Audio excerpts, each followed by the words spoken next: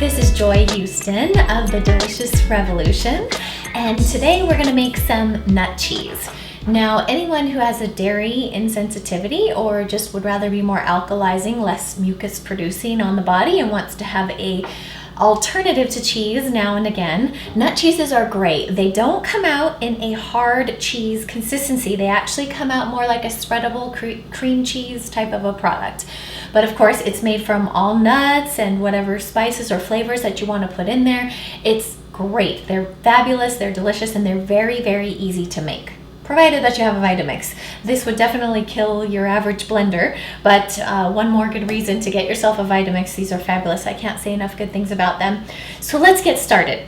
I have here 2 cups of cashews. Now the cashews have been soaked overnight. The reason that we soak the cashews is to enliven the enzymes. So now they are a full living food. We could go on and sprout them if we wanted to, because these are raw almonds. But instead, we're just going to take these almonds, which have been soaked 8 hours or overnight. We're going to put them right in the Vitamix. And then next, we are going to add about 3 tablespoons of olive oil. The reason that I say about is because we're going to watch the consistency as we blend, and we may need to add just a tad more if it needs a little creamier texture. So I've started us off with 3 tablespoons of olive oil right here. And now we're also going to add some lemon juice. Now we need, again, 3 to 4 tablespoons of lemon juice. We're going to start with 2.5, and we're going to take it on up as we need it. So we're going to watch the consistency of the cheese as it blends, and we'll add more liquid through the top of the Vitamix. There's a little separate small lid in the top, so we can just add extra fluids right through the top. So once we have plenty of lemon juice here, we'll go ahead and add that as we go. We'll go ahead and start us off with just 2, like I said, 2 tablespoons. 1, 2. There we go. And we're going to leave the rest here just in case we need it. We're going to add 1 teaspoon of sea salt. Very nice. We're going to add 1 teaspoon of granulated organic garlic. You could use fresh garlic if you want.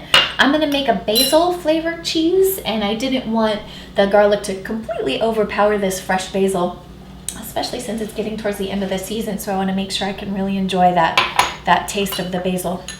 We're also going to need 1 tablespoon of agave.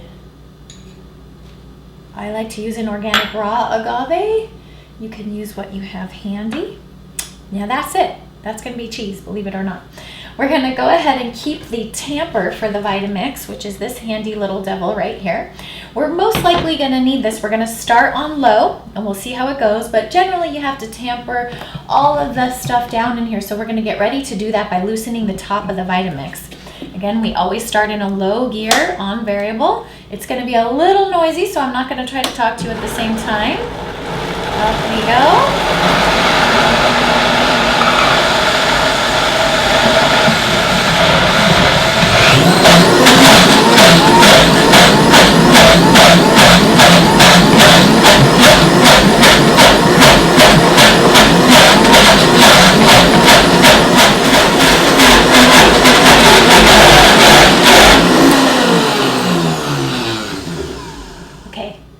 My consistency is getting really close here, so I'm going to go ahead and add some fresh cracked black pepper to give it a nice fresh taste.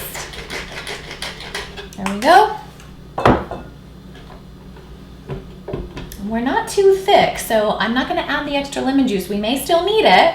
And as you notice, we haven't kicked it all the way up to high gear. When we kick it up to high gear, that's when it's actually going to get really, really creamy. If you were to be able to see this really closely, you'd see it still is kind of chunky, almost like a nut butter. So let's go ahead and take it back up.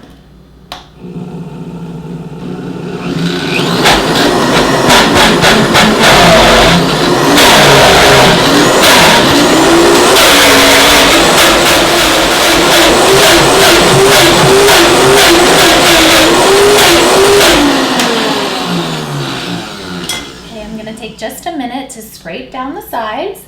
Oh my gosh, the texture is nice and creamy now. Very nice. Oh, the smell is delicious. The basil. Oh, delicious. Okay. Set that out of away. One final mix.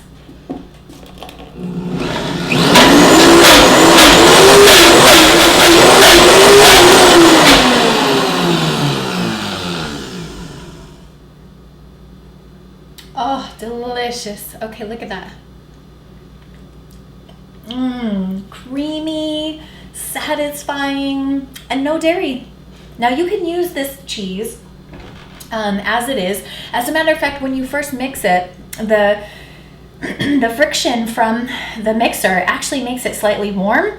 So if you have some vegetables that have been cut in the vegetable spiralizer, particularly squash works great. If you make some pasta noodles out of those, toss it in this creamy pesto version of the cheese right out of the blender. It's like a warm, creamy basil mac and cheese with no pasta, of course.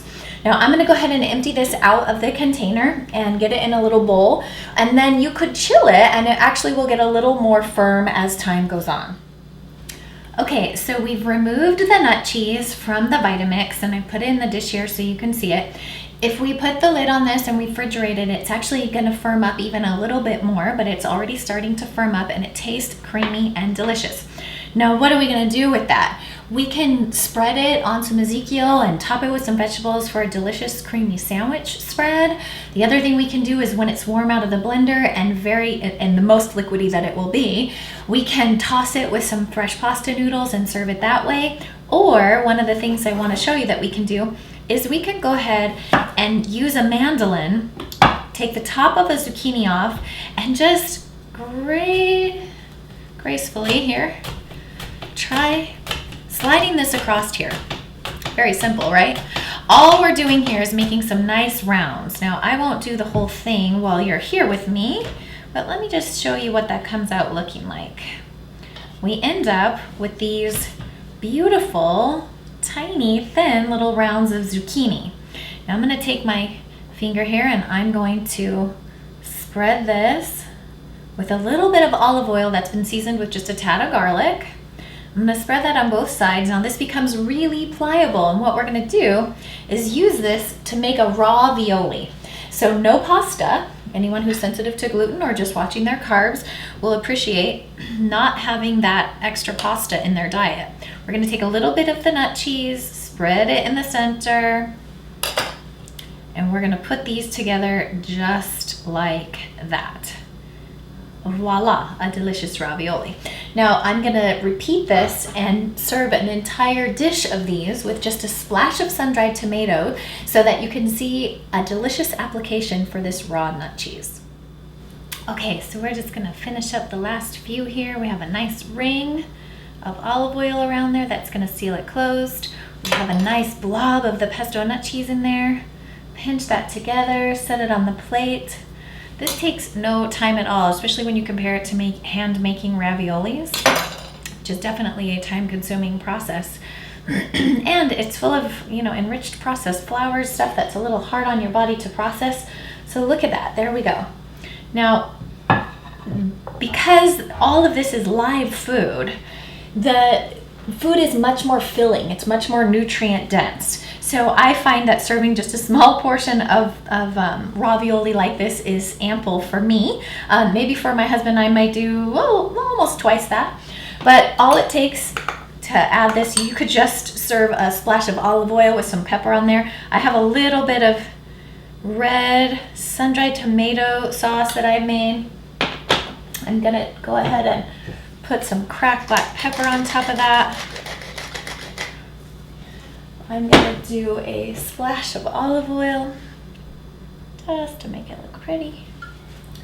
I'm gonna set a piece of basil on top of there, and voila, I have a gluten-free, delicious pasta dish with no processed flours.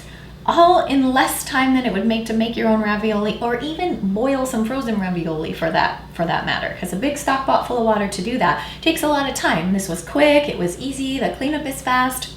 This and many other delicious, healthy recipes that are easy for you to make and incorporate in your everyday diet are available for you at thedeliciousrevolution.com.